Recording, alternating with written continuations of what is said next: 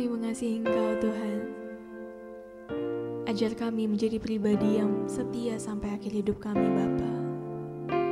Ini kami bawa hati kami kepadamu Tuhan.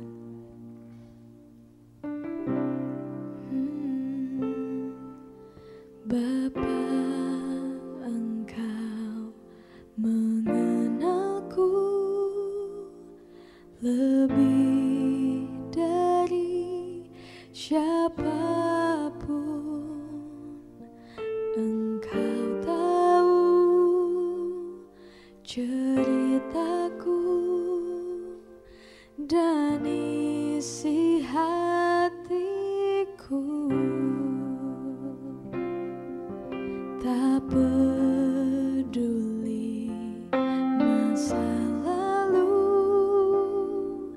Engkau tetap memilihku. Ubahkanku, sempurnakan jadi karya yang indah. Kini aku percaya tiada yang mustahil bagimu. Kuasa-Mu kuatkanku, dasarku berharap. Kini aku berserah pada rancangan-Mu bagiku. Ku ikuti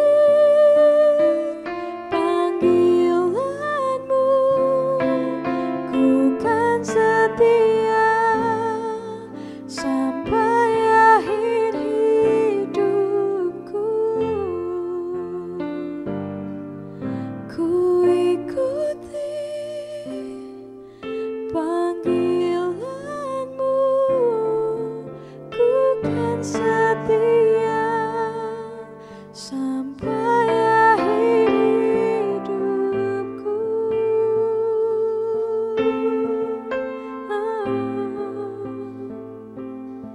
Sampai akhir hidupku, ku mau setia, ku mau mengasihi-Mu, karena ku tahu Kau mengasihiku Tuhan.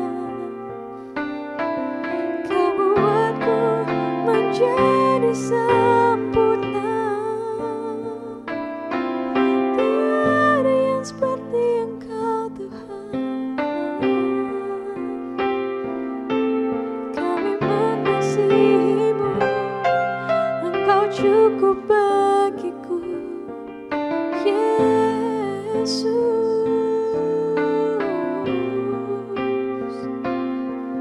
Terpujilah, terpujilah nama-Mu Tuhan. Engkau sempurna, ajaib perbuatan-Mu, Jesus.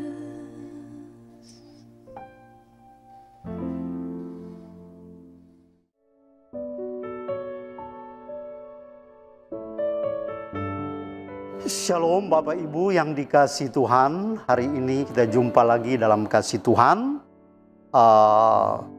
Firman Tuhan yang saya akan sampaikan dengan tema doa yang berkenan di hadapan Tuhan. Mari kita membaca Alkitab kita dalam Yohanes 15 ayatnya yang ke-7. Jikalau kamu tinggal di dalam Aku dan firman-Ku tinggal di dalam kamu, mintalah apa saja yang kamu kehendaki, dan kamu akan menerimanya.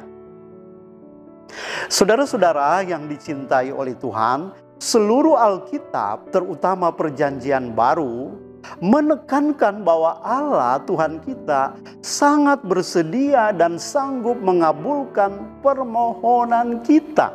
Ya, itu terbukti kita melihat Tuhan sendiri berkata dalam Matius 7 ayat 7 dan sampainya yang ke-8, dikatakan di sana, mintalah maka akan diberikan kepadamu. Carilah maka kamu akan mendapat. Ketoklah maka pintu akan dibukakan bagimu.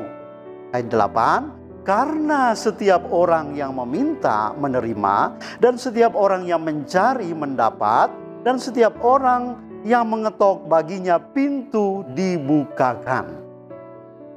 Jadi saudara-saudara yang dicintai Tuhan, sebenarnya kesediaan Tuhan kita untuk mengabulkan doa Bapak Ibu kita semua jauh lebih besar dari kesediaan kita untuk berdoa sebenarnya. Jadi betapa baiknya Tuhan itu dalam kehidupan kita mau menjawab doa kita. Namun demikian saudara-saudara, supaya doa kita terkabul, kita tentunya harus memenuhi persyaratan yang tertulis dalam firman Tuhan. Jadi intinya adalah hal yang pertama supaya doa kita tentunya menyenangkan hati Tuhan. Yang pertama harus dengan sifat dan sikap yang benar. Apa itu sifat dan sikap yang benar? Yaitu dengan kebenaran, disertai kejujuran, keadilan, ketaatan. Saudara, hal-hal semua yang saya sebut tadi itu hanya bisa muncul dan terjadi dalam hidup kita apabila kita tinggal di dalam Kristus. Apabila kita tinggal di dalam Kristus. Ya, tinggal dalam Kristus tentunya ya tetap memiliki hubungan dengan Dia, hidup sesuai kehendaknya, hidup dalam persekutuan dengan Bapa setiap hari. Bukan cuma waktu hari Minggu, tapi dari menit ke menit, jam ke jam, hari ke hari, kita tetap tinggal di dalam Yesus. Saudara-saudara, untuk mendukung apa yang saya sampaikan tadi, ada beberapa ayat yang saya sampaikan bahwa doa yang Tuhan kehendaki itu artinya harus disertai dengan kejujuran, dengan kebenaran, ya. Oleh sebab itu dalam Yohanes 4 ayat 23 kalau saya baca, tetapi saatnya akan datang dan sudah tiba sekarang bahwa penyembah-penyembah yang benar akan menyembah Bapa dalam roh dan kebenaran. Sebab Bapa menghendaki penyembah-penyembah demikian. Saudara-saudara, ya. Jadi di situ ada kalimat penyembah-penyembah yang benar. Amsal 15 ayat 8 di sana berkata, korban orang fasik adalah kekejian bagi Tuhan, tetapi doa orang jujur berkenan kepada Tuhan. Jadi di sini ada kalimat doa orang jujur, ya. Yakobus 5 ayat 16, saudara-saudara, di sana dikatakan, karena itu hendaklah kamu saling mengaku dosamu dan saling mendoakan supaya kamu sembuh. Doa orang benar bila dengan yakin didoakan sangat besar kuasanya. Di sana ada disebut doa orang benar. Yohanes 9 ayat 31 di sana dikatakan, kita tahu bahwa Allah tidak mendengar doa orang-orang berdosa, melainkan orang-orang saleh dan yang melakukan kehendaknya. Nah, di sini ada kata-kata doa orang-orang saleh. Jadi kalau kita simpulkan di sini saudara-saudara, sebenarnya doa yang Tuhan berkenan, yang menyenangkan hati Tuhan itu bukan indahnya kata-kata, bukan disertai bahasa Inggris, bahasa Ibrani, doa yang teratur rapi. Bukan demikian saudara-saudara. Tapi kalau saya lihat di sini bahwa yang menentukan doa kita ini berkenan pada Tuhan atau tidak adalah hidup saya dan saudara. Apakah kita ini sudah jujur sama suami, sudah jujur sama istri, sudah jujur sama anak-anak? Apakah kita ini sudah hidup benar? Sebab walaupun doa kita bagus, walaupun kita nangis-nangis, walaupun kita guling-guling dalam berdoa, walaupun kita teriak keras-keras, tapi kalau hidup saudara tidak benar, jangan harap Tuhan mau mendengar doa saudara. Jadi intinya di sini adalah doa orang benar.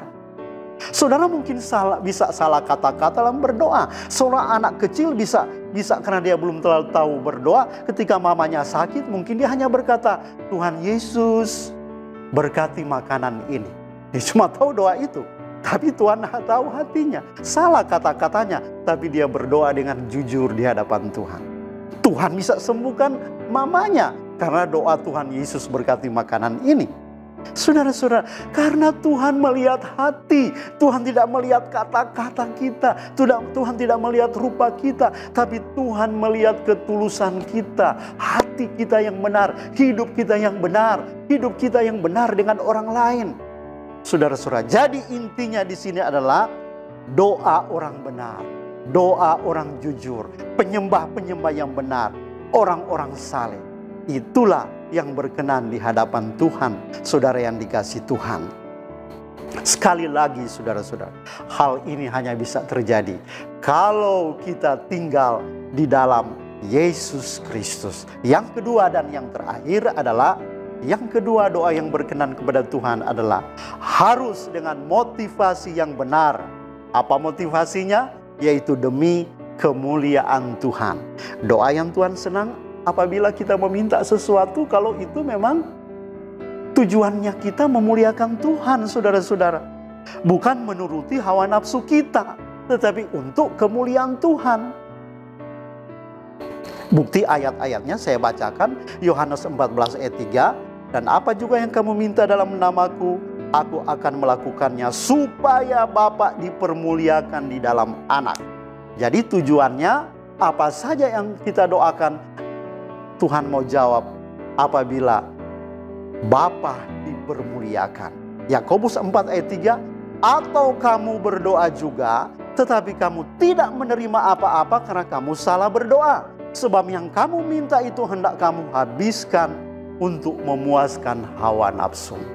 Jadi ada doa yang Tuhan tidak dengar. Mengapa? Karena salah berdoa. Apanya yang salah, saudara-saudara? Ya, tujuan kita hanya untuk memuaskan daging kita. Kita meminta hanya untuk supaya bersaing dengan orang lain. Kita meminta supaya orang lain melihat, wah luar biasa, dia sudah ada mobil keren, rumahnya bagus. Jadi tujuannya hanya itu, tetapi tidak untuk kemuliaan Tuhan. Saudara, marilah rubah pola pikir kita, rubahlah cara kita berdoa. Semuanya untuk kemuliaan Tuhan. Biar doa-doa kita didengar Tuhan dan berkenan kepada Tuhan. Tuhan Yesus memberkati. Shalom. Mari kita berdoa. Bapa Surgawi, terima kasih Tuhan. Ada banyak permohonan kami, ada banyak doa-doa kami, tapi kami melihat ada banyak juga yang tidak dijawab Tuhan sampai hari ini. Ya Tuhan Yesus, bukannya Engkau tidak mau mendengar doa kami. Engkau sangat ingin menjawab doa-doa kami, bahkan melebihi kami ingin berdoa Tuhan. Tapi seringkali kami salah berdoa Tuhan. Oh Tuhan, kami hanya mementingkan hawa nafsu kami, bukan untuk kemuliaan-Mu, bukan untuk kemuliaan nama-Mu Tuhan. Ampuni kami. Berkati semua umat Tuhan yang mendengar hari ini, yang menonton video ini hari ini. Berkati mereka, sehingga kami akan melihat mujizat-mujizat dari Tuhan. Jawaban-jawaban doa. Dalam nama Yesus, hamba berdoa. Amin. Puji Tuhan. Shalom.